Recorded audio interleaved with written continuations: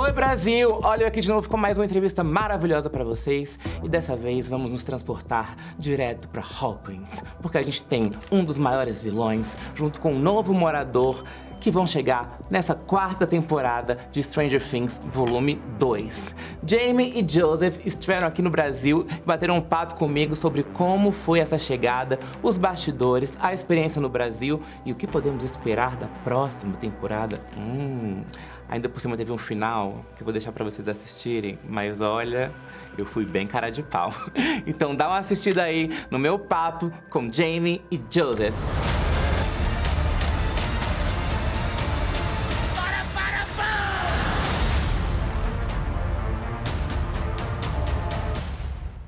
Hey guys, how you doing? We're good. How are you? Okay. Back there? Just sorting it out. He's Yeah, not do you hot. need a hand? Just get in there. Okay. No? Too deep? All good. Okay. Not too deep. Rolling in the deep. I started that. I'm sorry. Okay. Let's all grow up, shall we? Yeah, let's. Come on. Come That on, was a good Jamie. start. Yeah. Yeah. God. I Your mean, 2 minutes is up. Thank you so much. okay, I'm done. So first of all, congratulations on this wonderful season. Thank you. Thank you. Yes. So how did it feel to be welcomed into the Upside Down? How does it feel? It feels great. I think when you join a family like this, it's initially pretty daunting, but everyone was so kind and welcoming, and it's a very crazy situation. I think we both aren't used to it. It still feels very surreal, but it's such a gift.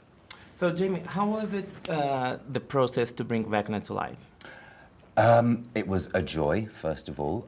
It took quite a bit of time. We started, I think, the fittings for Vecna in sort of February or January of 2020. So, you know, it took probably about a year to bring the sort of physical element of Vecna to life.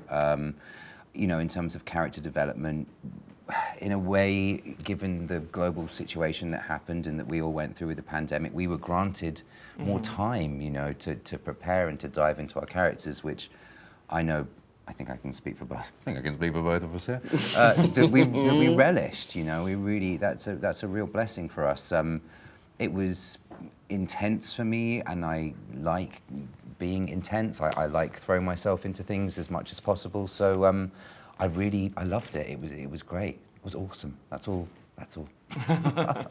There's a lot of discussion about hair in the series, but I'm seeing your hair right now. Why you're not in this competition? I know, Lovell, because it's not in the show, unfortunately. I mean, but Sarah did an amazing job, you know, for all of us, I think, with our hair.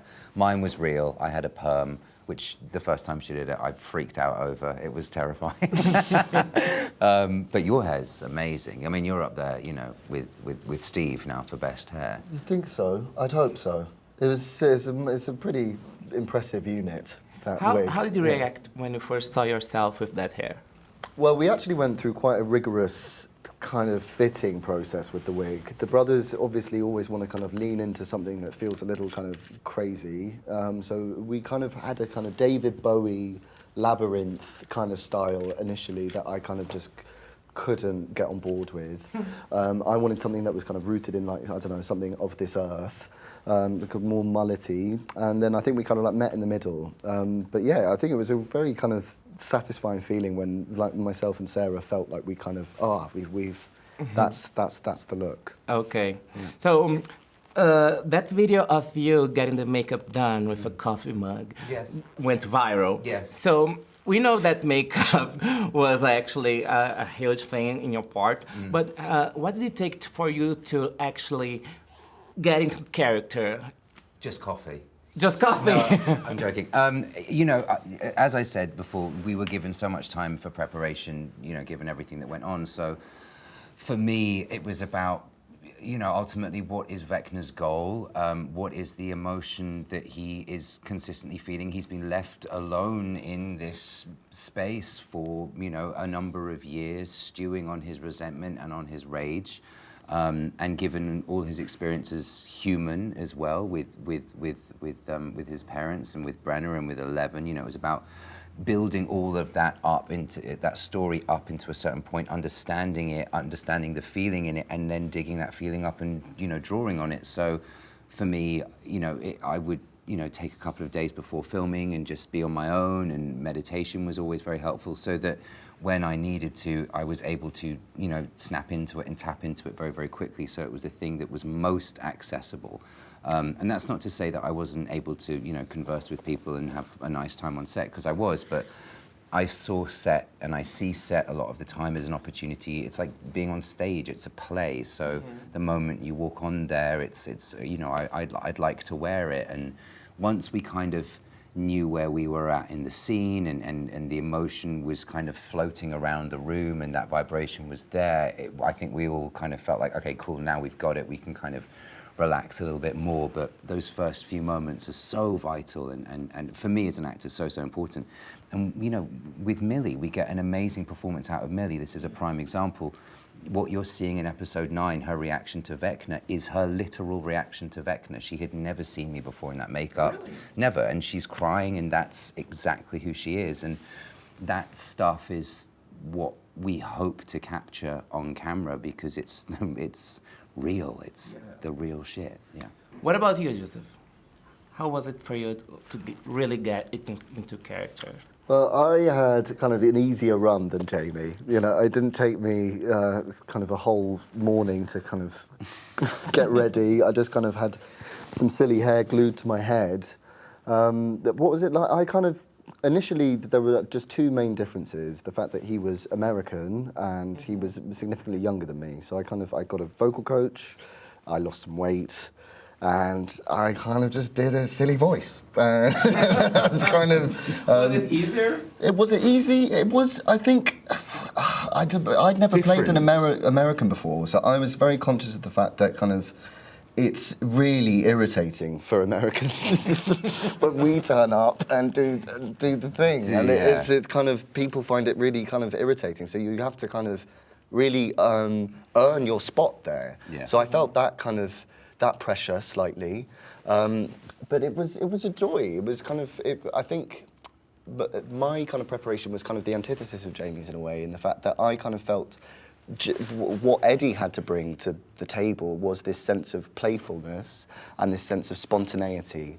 So too much preparation would make him too heady, and he didn't need to be that. There's no way that you could approach a character like Vecna without doing all of the homework that Jamie did. You need, like, anyone would need that foundation there. But I think for the way that I saw that what Eddie needed to how he could help the Duffers was to kind of create this kind of youthful, kind of spontaneous kind of character that people would hopefully respond to. Because I think, like, with kids, we find that kind of interesting, like the fact that they're not predictable, and there's something really lovable about that. So that was kind of what I was going for. No, it's amazing. No, it's true. It's really good, yeah. Yeah. Yeah, and I want to know, I heard that when you first signed off to this character, you would like hope to do another season. So how was it for you when you read Eddie's ending? Oh, it was a real kick in the teeth, you know. No, it was weird. It was both feelings. I was kind of gutted that I wasn't going to be coming back, but I was also suspicious that I wasn't going to be coming back because I wasn't optioned. But I also just thought the ending is so brilliant, and I thought kind of it's such a beautiful arc that they've written for Eddie, and I thought it just felt like such a kind of opportunity and a privilege to be presented with this character and to be given the opportunity to have a pop at him. So whilst it was sad that I'm not coming back, but yeah, it was great to be him while he was there. You know? Yeah. Music, there's a huge role in the series. I mean, Katie Bush just like went #1 with her song, and I know you're a musician. I know you play the guitar. So how music was part of your preparation and part of the series, and everything when you're recording on set and everything? Music was a huge part of it, kind of the preparation, really. I think Eddie, in that part of your life, in your adolescence, music is such a kind of important part of your life, and I think it was a huge part of how Eddie identifies in the world, and this kind of subculture that he's kind of very, very passionate about. So kind of music was something that I was kind of like constantly going back to. But what's the rest of the question?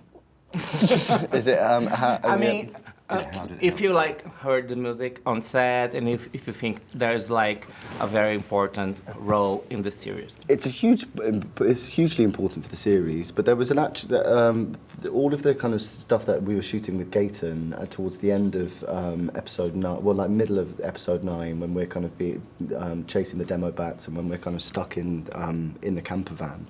We were playing metal like just in between takes and just kind of like dancing and kind of like trying to get kind of frenetic and kind of crazy, and so that was really, really, really helpful.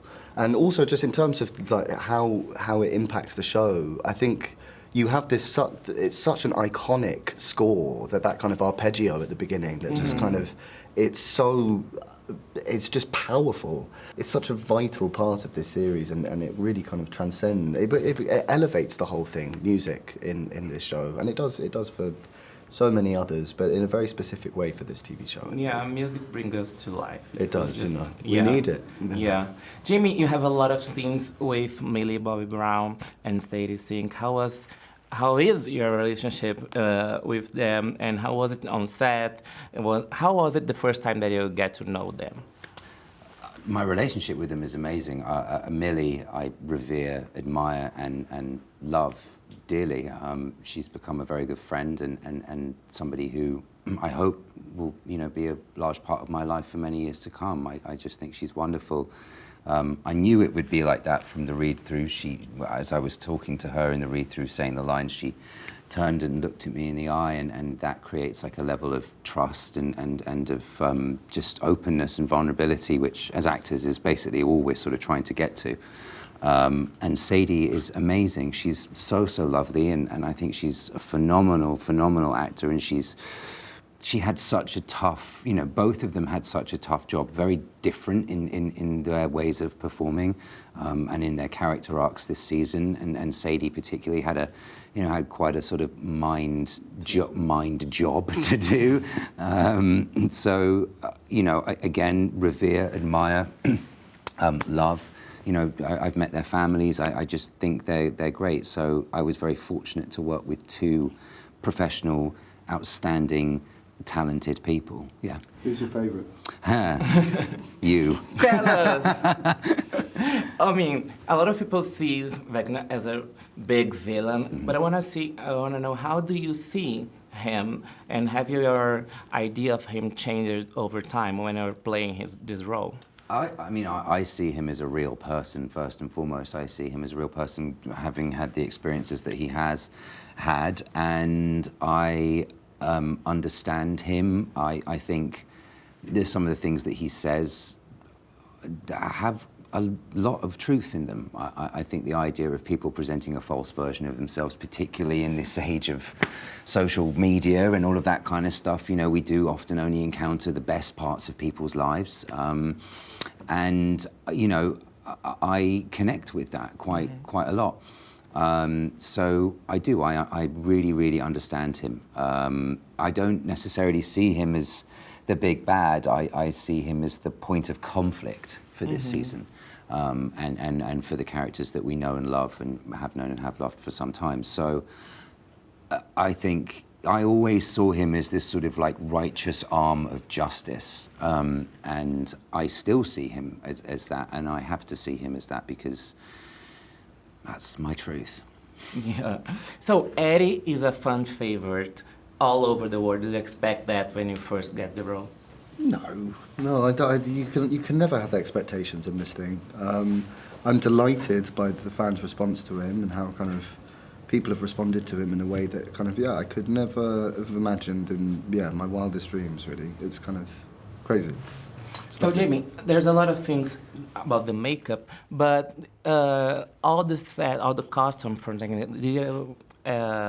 was like something that wasn't helpful, and how it impacts your work physically.